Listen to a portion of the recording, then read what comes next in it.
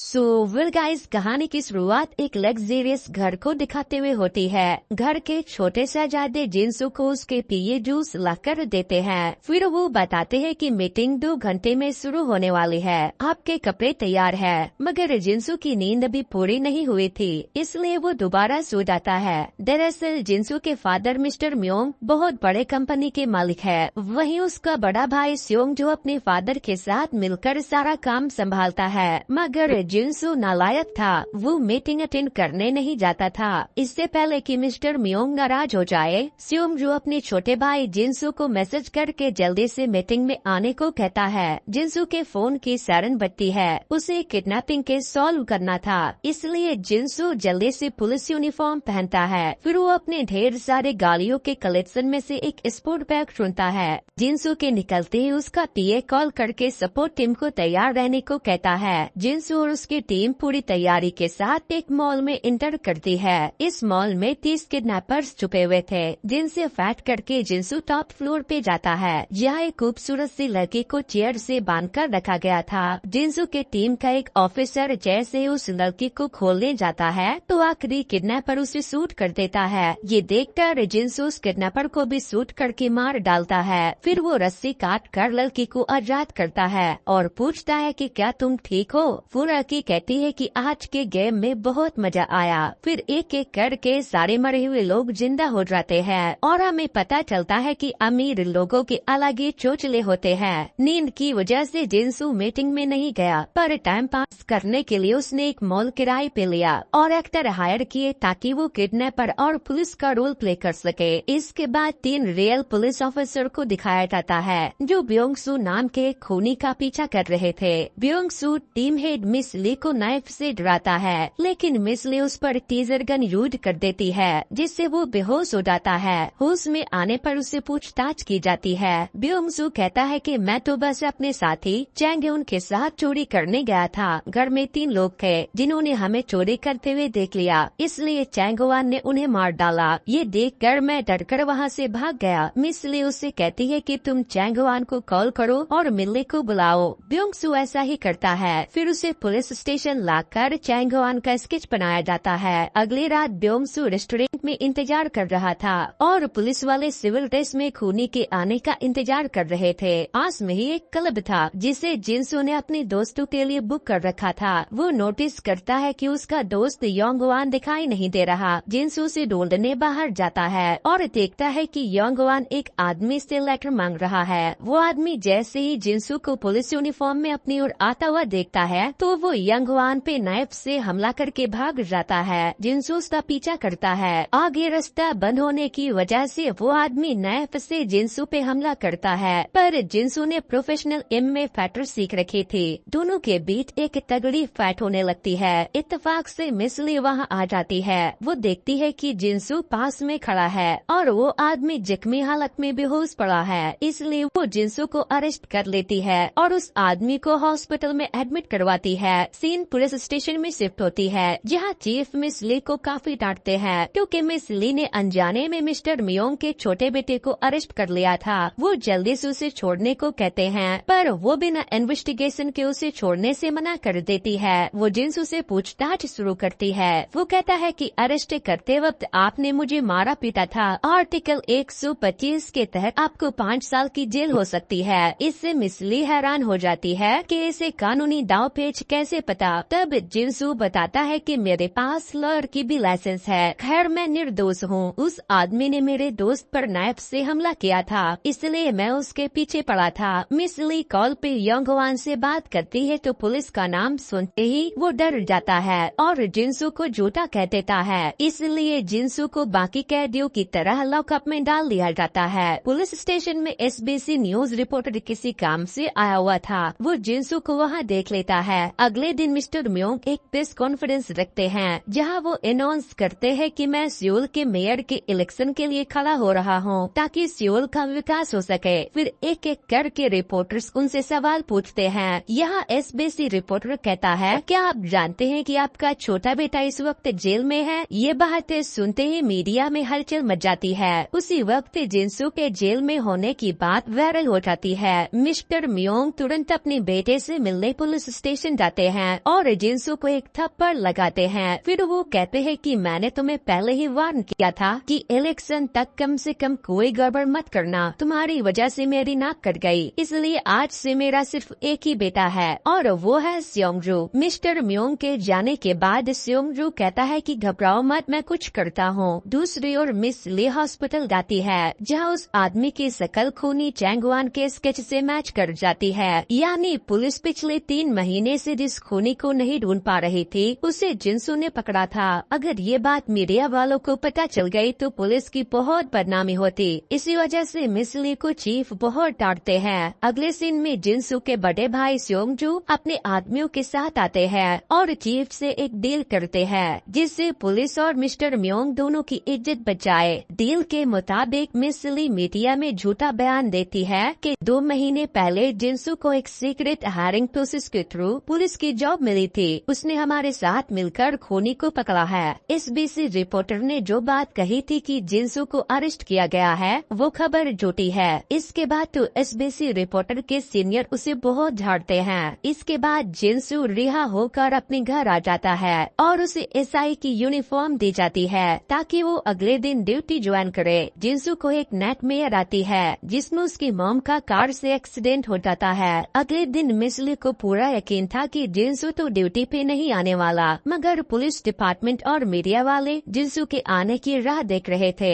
लेकिन तभी जिनसू full swag में अपनी लग्जरी कार से एंट्री लेता है और उसका अच्छे से वेलकम किया जाता है, पर मिस ली खुश नहीं थी। इसके बाद जिनसू अंदर जाता है और चेयर पर बैठते ही धड़ाम से गिर जाता है क्योंकि चेयर का एक व्हील टूटा हुआ था। फिर वो अपने पीए को इस पुलिस स्टेशन में कुछ बदलाव करने को कहता है। दूसरी ओर मिस्टर म्योंग अपनी फर्स्ट वाइफ हिजा और बेटे स्योंगजू के साथ ब्रेकफास्ट कर रहे थे। जी हाँ, मिस्टर म्योंग रंगीले किस्म के आदमी थे। उन्होंने 2 शादियाँ की थी। जिनसू और स्योंगजू स्टेप ब्रदर्स हैं। हिजा मिस्टर म्योंग के सामने अपने बेटे की बड़ाई और जिनसू की काफी बुराई करती है। इधर जब मिस्टर ले अपने टीम के साथ मीटिंग के बाद वापस आती है तो देखती है कि पुलिस स्टेशन में दावत चल रही है। जिनसू अपने गेमिंग सेटअप में गेम खेल रहा है। मिस ले जिनसू से कहती है कि तुम्हें एक जिम्मेदार पुलिस ऑफिसर की तरह बर्ताव करना होगा, वरना तुम अपने महल में जाकर आराम कर सकते हो, हमें तुम्हारी कोई जरूरत नहीं है। अगले दिन पुलिस को खबर मिलती है कि याच में लाश मिली है। मिस ली तुरंत अपनी टीम के साथ वहां जाने के लिए निकलती है, पर वो जिनसू को अपने लग्जरियस कार में आने को कहती है। लाश जहां मिली थी वो एक प्राइवेट प्लेस थी, इसलिए पुलिस की गाड़ी को अंदर नहीं जाने दिया जाता। इस बात पे मिस ली सिक्योरिटी गार्ड से बहस करने लगती है। वहीं जिनसू आराम से अंदर चला जाता है क्योंकि उसके पास हर प्राइवेट जगह की मेंबरशिप थी। पुलिस वाले उसे घटना स्थल की जांच करने नहीं देते क्योंकि वो रियल पुलिस वाला नहीं है। अब जिनसू के पास काफी फ्री टाइम था, इसलिए वो अपनी बोट की मजे लेने लगता है। पुलिस को याच पे इना नाम की एक मॉडल की लाश मिली है। फोरेंसिक टीम सबूत इकट्ठा करती है। फिर मिस ली जिनसू को लेकर इना के मॉडलिंग एजेंसी जाती है। वो खुद सीईओ से मिलती है जहाँ उसे सिर्फ इतना ही पता चलता है कि इना की मॉम की डेथ 10 दिन पहले हुई है। उसकी मॉम के अलावा इस दुनिया में उसका कोई नहीं था। वहीं जिनसू से वहाँ की फीमेल एम्प्लॉय फ्लर्ट कर रही थी। ये देखकर मिस ली उसे वहीं छोड़कर अपने घर चली आती है। मिस ली की फैमिली में उसके मॉम डैड थे। उसके डैड भी पुलिस में थे, पर ब्राइब लेने की वजह से उन्हें सस्पेंड कर दिया गया था। दूसरी ओर जिनसू अपने दोस्त को बताता है कि मिस ली और उनकी टीम मुझे सीरियसली नहीं लेती। इस पे जिनसू का दोस्त कहता है कि हो सकता है वो तुमसे डरती हो कि फिर से तुम मुजरिम को पकड़ लोगे। अगर ऐसा हुआ तो उनकी जॉब खतरे में आ सकती है। अब जिनसू ठान लेता है कि इस बार भी मैं ही मुजरिम को पकड़ूंगा, इसलिए वो अगले दिन जल्दी से हॉस्पिटल पहुंच जाता है जहां इना की ऑटोप्सी हो रही थी। जैसे ही इंसू इना का फेस देखता है उसे पैनिक अटैक आ जाते हैं। कुछ ही देर में मिस ली फोरेंसिक डॉक्टर के साथ वहां आती है। वो जिनसू को बेचैन देखकर घबरा जाती है। तब जिनसू कहता है कि मैं तो मजाक कर रहा था, मुझे कुछ नहीं हुआ। इससे मिस ली इरिटेट हो जाती है। इसके बाद डॉक्टर बताती है कि इना का गला दबाया गया था। उसके पेट में ढेर सारा पानी भी मिला है, यानी वो रिवर में डूबी भी थी। साथ ही उसके सर पे किसी लोहे की चीज से वार किया गया था। इसलिए ये बताना मुश्किल है कि इना की मौत किस वजह से हुई है। जिनसू इस केस पे काफी दिमाग लगाता है और कहता है कि ये केस तो मैं सॉल्व करके ही रहूंगा। करूँगा। इस पे मिस ली उसे चैलेंज करते हुए कहती है कि अगर ऐसा नहीं हुआ तो तुम्हें रिजाइन करना होगा। आगे सीसीटीवी से पता चलता है कि ईना उस रात एक आदमी के साथ याच पे गई थी। कुछ देर बाद वो आदमी वापस चला आया पर ईना नहीं आई। जिनसू देखते ही पहचान लेता है कि ये तो मिस्टर जोन का सबसे छोटा बेटा तैसुंग है। वो एक अय्यास किस्म का आदमी है, इसलिए वो अभी कहाँ होगा बता पाना मुश्किल है। तैसुंग के लास्ट सोशल मीडिया पोस्ट देखकर जिनसू तुरंत समझ जाता है कि वो अभी मेंबर्स ओनली क्लब में होगा। वो अकेले ही वहाँ जाता है। वो तैसुंग को उसके रूम में पकड़ लेता है और गुनाह कबूल करने को कहता है, लेकिन तैसुंग चिल्लाने लगता है। उसकी आवाज सुनकर उसके बॉडीगार्ड आ जाते हैं। दूसरी ओर मिस ली भी इस क्लब में आ चुकी थी, पर उन्हें बिना वारंट के सिक्योरिटी गार्ड अंदर घुसने नहीं देते। तभी तैसुंग के बॉडीगार्ड जिनसू को उठाकर बाहर फेंक देते हैं। अब एक तरफ इतने सारे गार्ड थे तो दूसरी तरफ सिर्फ मिस ली और जिनसू। फिर भी ये दोनों डटकर इनका मुकाबला करते हैं। आखिर में तैसुंग वहाँ से भागने की कोशिश करता है, पर वो दीवार से टकराकर बेहोश हो जाता है, जिसके बाद उसे पुलिस स्टेशन लाया जाता है, जहाँ पूछताछ के दौरान वो बताता है कि मैं ईना के साथ टाइम स्पेंड करने के लिए याच पे गया था। ड्रिंक के बाद जब मैं उसे किस करने गया तो उसने मुझे धक्का दे दिया और मेरे बाल भी खींचे, जिससे मुझे गुस्सा आ गया। मैंने भी उसका गला दबा दिया, जिससे वो बेहोश हो गई, पर वो मरी नहीं थी। पुलिस को याच से ड्रग मिली थी। वो जब इस बारे में तैसुंग से सवाल करते हैं तो वो तुरंत कहता है कि ड्रग्स की लत तो मेरे भाई तायोंग को है। पक्का मेरे जाने के बाद वो नशा करने आया होगा, इसलिए तायोंग को पुलिस स्टेशन बुलाया जाता है। तैसुंग तुरंत तायोंग के पॉकेट से ड्रग निकालकर पुलिस को दिखा देता है कि वो हमेशा नशे में रहता है। खुद को फंसता देखकर तायोंग तैसुंग पे हाथ उठा देता है। पुलिस के सामने ही दोनों भाई आपस में झगड़ा करने लगते हैं। इसके बाद एक एक करके मिस्टर जोन की पूरी फैमिली पुलिस स्टेशन पहुंच जाती है, सिवाय मिस्टर जोन के, क्योंकि वो बिजनेस के सिलसिले में विदेश गए हुए थे। मिस्टर जोन की दो वाइफ थी। फर्स्ट वाइफ ह्योंजू और उसका बेटा तैजून, सेकंड वाइफ सुयुंग और उसके बेटे तैसुंग और तायोंग। ड्रग केस में तायोंग को भी अरेस्ट कर लिया जाता है। इंक्वायरी में तायोंग बताता है कि मैं याच पे नशा करने गया था और वहाँ मुझे ईना दिखी, जिसे मैंने ट्वेल्व समझकर पानी में धक्का दे दिया, पर मैंने उसे नहीं मारा। पुलिस उसकी बातों पे यकीन नहीं करती, क्योंकि 2 महीने पहले तायोंग ने नशे में एक लड़के को बेरहमी से पीटा था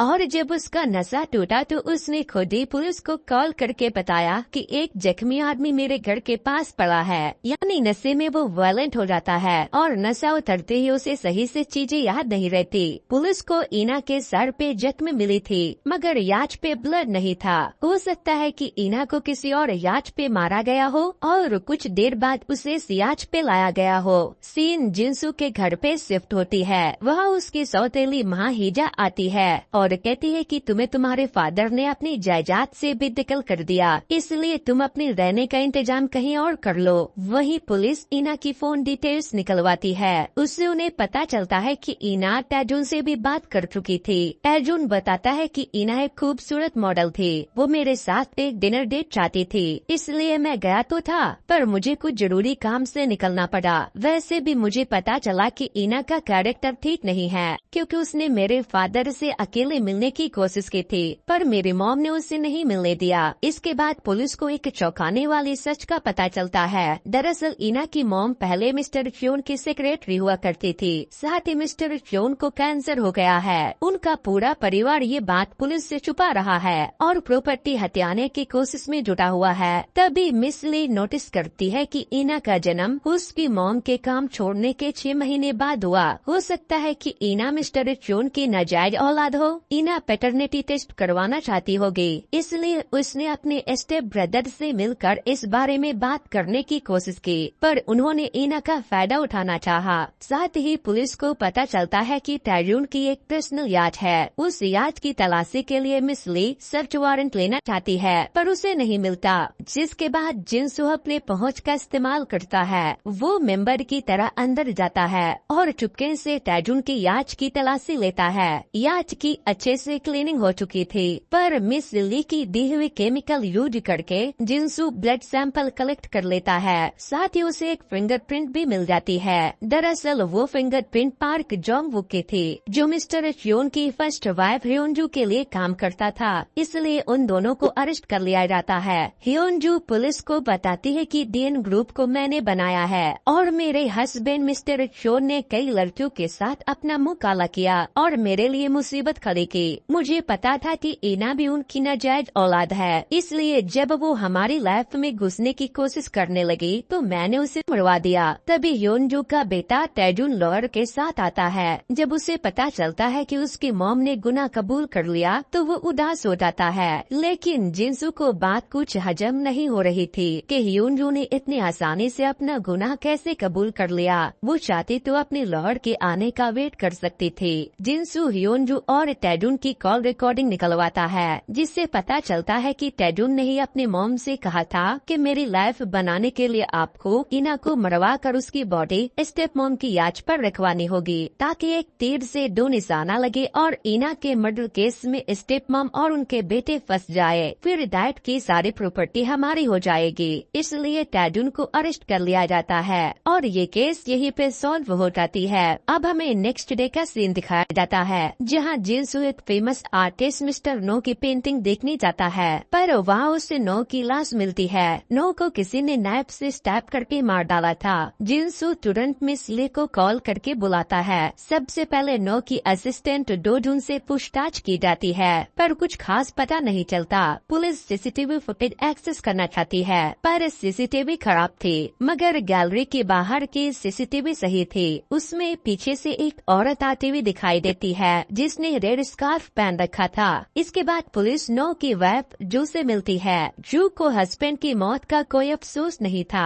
क्योंकि ये दोनों सिर्फ नाम के पति पत्नी थे। जिस वक्त नो का खून हुआ उस वक्त जू अपने बॉयफ्रेंड जिमकू के साथ थी। नेक्स्ट सीन में जिनसू अपने पुराने घर में शिफ्ट हो जाता है, जहां वो अपनी मॉम के साथ बचपन में रहा करता था। इत्तेफाक से ये घर मिस ली के घर के ठीक सामने था, इसलिए नए पड़ोसी को देखकर मिस ली की मॉम मिलने आती है। दूसरी ओर जब इस योंगजू को पता चलता है कि उसकी मॉम ने उसके स्टेप ब्रदर को घर से निकाल दिया है, तो वो उनसे कहता है कि आप उसे परेशान करना बंद कर दीजिए। इस पे हीजा रोते हुए कहती है कि क्यों बंद करूं? तुम्हें अच्छे से पता है कि उसकी मॉम की वजह से मुझे कितना कुछ सहना पड़ा था। वही मिस्टर म्योंग किसी से छत पे बात करते हैं, जो उनसे कहते हैं कि आपको जिनसू को उस घर में दोबारा नहीं जाने देना चाहिए, वहाँ उसे पुरानी बातें याद आ सकती है। अगली सुबह जिनसू और मिस ली को पता चलता है कि अब हम पड़ोसी बन चुके हैं, इसीलिए वो साथ में काम पे जाते हैं। इन्हें डोजू ने एक वीडियो दिखाता है, जो उसने एक हफ्ते पहले रिकॉर्ड किया था। ये लोग एग्जीबिशन के लिए पेंटिंग सिलेक्ट कर रहे थे, तभी एक औरत गुस्सा आई और उसने पेंटिंग पे लाल रंग फेंक दिया। फिर वो नो को पकड़कर उसे खूनी कहने लगी। नो अपनी एग्जीबिशन में बिजी थे, इसलिए उन्होंने उस औरत पे कोई एक्शन नहीं लिया। वीडियो में औरत ने रेड स्कार्फ पहन रखा था, इसलिए पुलिस उस औरत के पास जाती है, जिसका नाम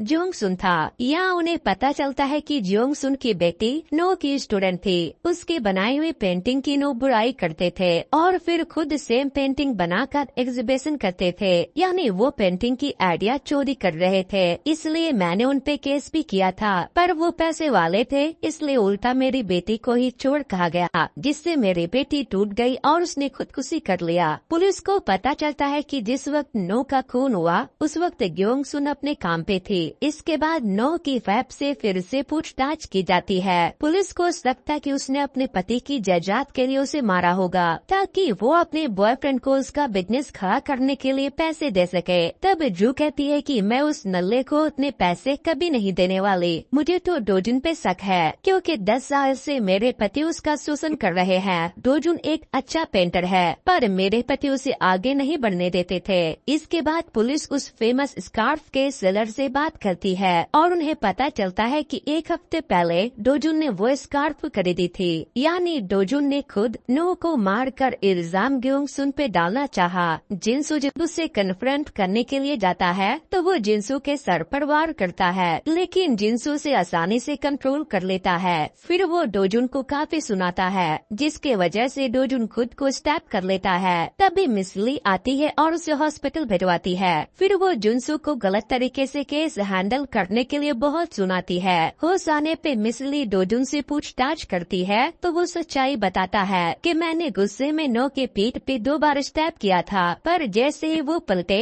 मैं डरकर भाग गया, पर मैंने उनके पेट में स्टैब नहीं किया। जब पुलिस उस स्कार्फ के बारे में सवाल करते हैं तो वो बताता है कि नो की वाइफ ने मुझे कुछ सामान लाने को कहा था, उन्हीं में वो स्कार्फ भी शामिल था, जिससे पुलिस वाले समझ जाते हैं कि डोजुन के डर के भागने के बाद वहाँ नो की वाइफ आई थी, जिसने पहले से अपने हस्बैंड को मारने का प्लान बना रखा था। उसी ने नो के पेट में स्टैब करके उन्हें मार डाला, पर पुलिस के पास इस बात का कोई सबूत नहीं था। उसे फंसाने के लिए मिस ली एक प्लान बनाती है। वो नो की वाइफ से मिलती है और कहती है कि नो को डोजिन ने ही मारा था, गिल्ट की वजह से उसने खुदकुशी कर ली। इससे नो की वाइफ टेंशन फ्री हो जाती है और फिर वो अपने बॉयफ्रेंड के साथ बैंक के लॉकर में जाती है। वहाँ से वो नो के संपत्ति लेकर भागना चाहती थी, मगर पुलिस पहले उसका वहाँ इंतजार कर रही थी।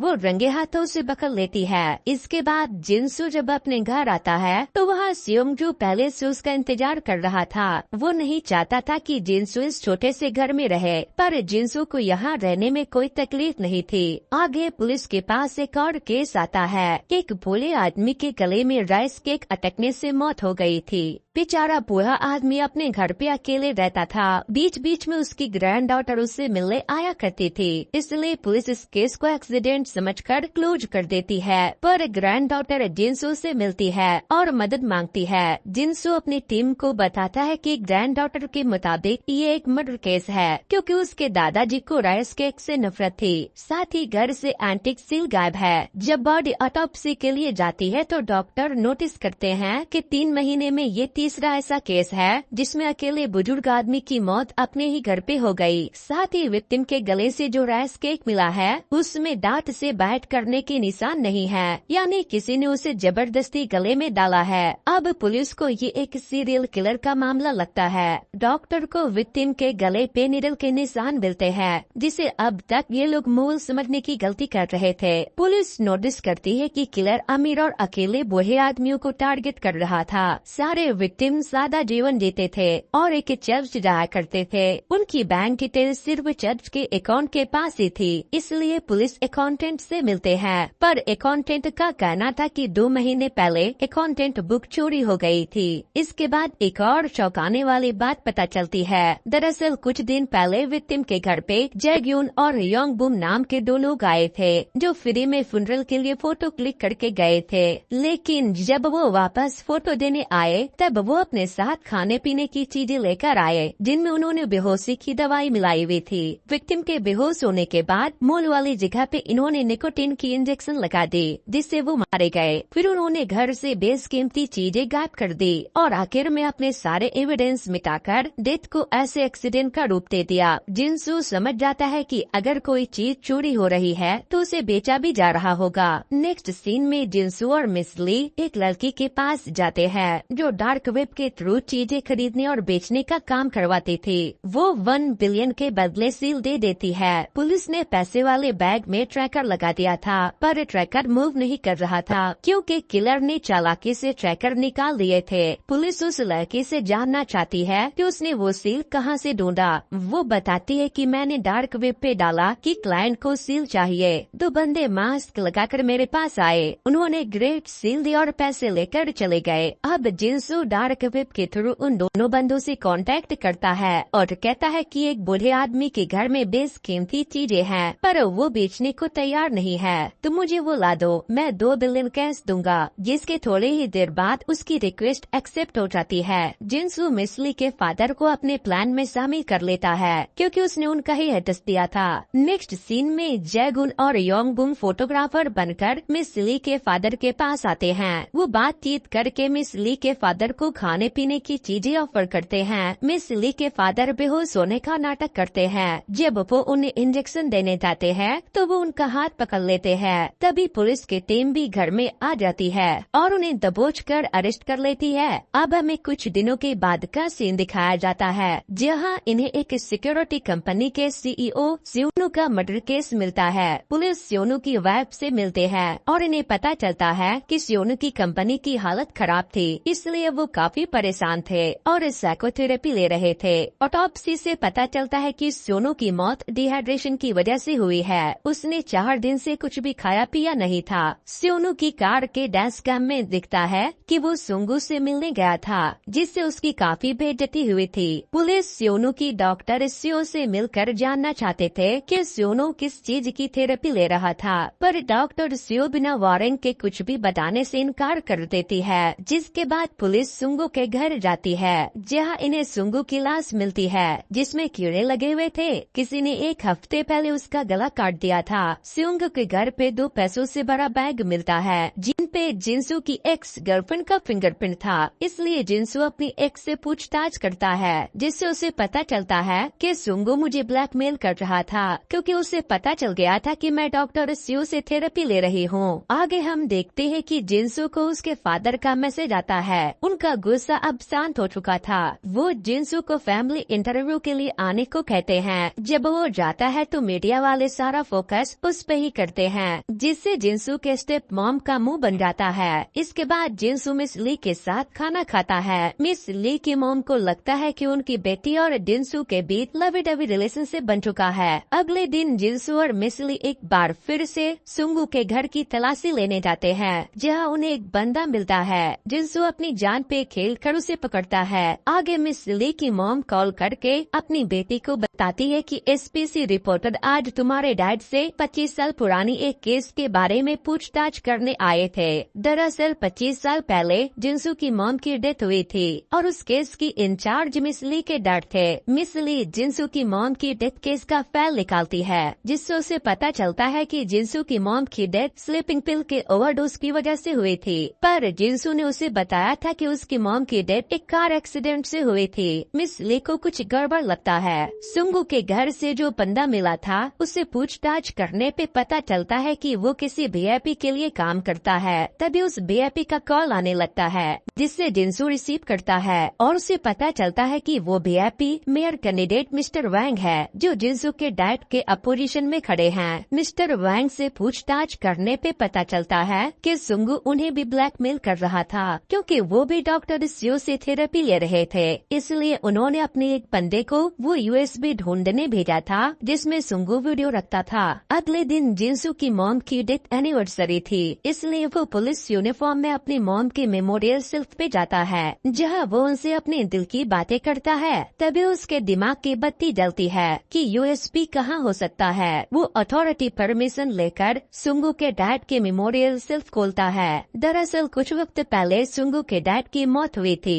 और उसने यूएसबी अपने डैड के मेमोरियल सिल्क में छुपा रखी थी, क्योंकि फैमिली मेमोरीज के अलावा किसी को भी मेमोरियल सिल्क खोलने की इजाजत नहीं होती है। इसलिए सुंगू को ये सबसे सेफ जगह लगी थी। पुलिस को यूएसबी में बहुत सारे बिजनेसमैन और पॉलिटिशियन के वीडियोस मिलते हैं। मिस्टर वैंग के वीडियो देखकर सभी हैरान हो जाते हैं। वीडियो में मिस्टर वैंग खूबसूरत लड़की के गेटअप में थे। अब पुलिस को लगता है कि सुंगू ने जरूर किसी बड़े आदमी को ब्लैकमेल किया होगा, मगर जिंसू को तो डॉक्टर सीओ ही किलर लगती है। वो अपनी बात को प्रूव करने के लिए अपने टीम के एक ऑफिसर को डॉक्टर सीओ के पास भेजता है, जहां वो डॉक्टर से कहता है कि मैं एक इंसान को नापसंद करता हूं, इसीलिए मैं चाहता हूं कि आप मुझे 24 घंटे के लिए हिप्नोटाइज कर दे, जिससे मैं उसे पसंद करूं। डॉक्टर उसे ऐसा कर देती है। इसीलिए जब जिंसू को हल्की सी चोट लगती है तो वो ऑफिसर उसे गोद में उठाकर डॉक्टर के पास ले जाता है, जिससे मिस ली को जिंसू की बात पे यकीन हो जाता है कि डॉक्टर सीओ ने सोनू को हिप्नोटाइज करके कुछ भी खाने पीने से मना कर दिया था, इसलिए वो डिहाइड्रेशन की वजह से मर गया।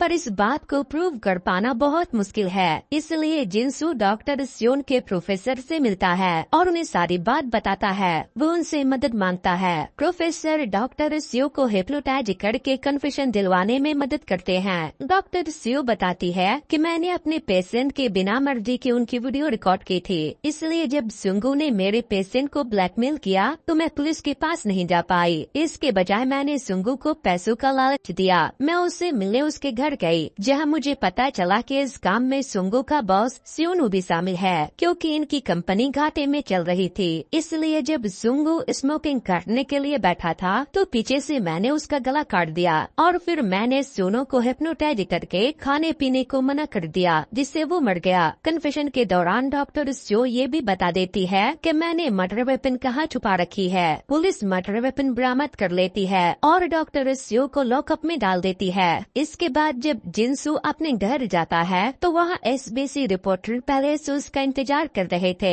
पता नहीं कैसे पर उसे यूएसबी वाली बात पता चल गई थी। वो जिनसू से कहता है कि अगर तुम चाहते हो कि मैं तुम्हारी मॉम पे जूसी न्यूज आर्टिकल ना लिखूं तो वो यूएसबी मुझे दे दो। जिनसू से डांट कर मना कर देता है, पर कुछ देर बाद जिनसू का स्टेप ब्रदर स्योंगजू भी वो यूएसबी मांगने आता है ताकि वो उस डाटा को अपने डैड के इलेक्शन में यूज कर पाए, मगर जिनसू मना कर देता है। फिर वो तुरंत पुलिस स्टेशन जाता है और मिस ली को छत पे ले जाके उसे सारी बात बताता है कि कैसे लोग उस यूएसबी को हासिल करने की कोशिश कर रहे हैं, जिसके बाद जिनसू वहीं उस यूएसबी को जलाकर खत्म कर देता है। डॉक्टर स्यो इस मुश्किल वक्त में मिस्टर मियोंग को कॉल लगाती है, पर वो कॉल कट कर देते हैं। डॉक्टर स्यो को बहुत बुरा लगता है और वो जिनसू को जेल में मिलने बुलाती है, जहां वो एक राज से पर्दा हटाती है। वो बताती है कि तुम्हें एक ही सपना बार बार आता है, उसे मैंने क्रिएट किया है ताकि तुम अपने मॉम की मौत वाली बात भूल जाओ और उस सपने को याद रखो। जिनसू को वो हिप्नोटाइज करती है और उसकी मॉम की मौत की रियल इंसिडेंट दिखाती है, जहाँ 7 साल का जिनसू सीढ़ियों से उतरता है और अपनी मॉम की लाश बाथटब में देखता है। प्रेजेंट में जब जिनसू होश में आता है तो उसके मन में कई सारे सवाल आ रहे थे। दोस्तों, आपको क्या लगता है, जिनसू की मॉम ने खुदकुशी की थी या उनका खून हुआ था? आखिर क्यों जिनसू के डैड उसके दिमाग के साथ छेड़छाड़ कर रहे थे और मिस ली के डैड ने क्या सच में ब्राइब ली थी? ये सारी बातें हम जानेंगे इस वीडियो के सेकंड पार्ट में। दोस्तों, इस वीडियो का सेकंड पार्ट भी बहुत ही इंटरेस्टिंग होने वाला है, इसलिए इस वीडियो के सेकंड पार्ट को मिस मत करना। इसके लिए आप जल्दी से इस वीडियो पे 2K लाइक्स कंप्लीट कर दो। सो वेल गाइस, आज के वीडियो में इतना ही। Thanks to, good bye.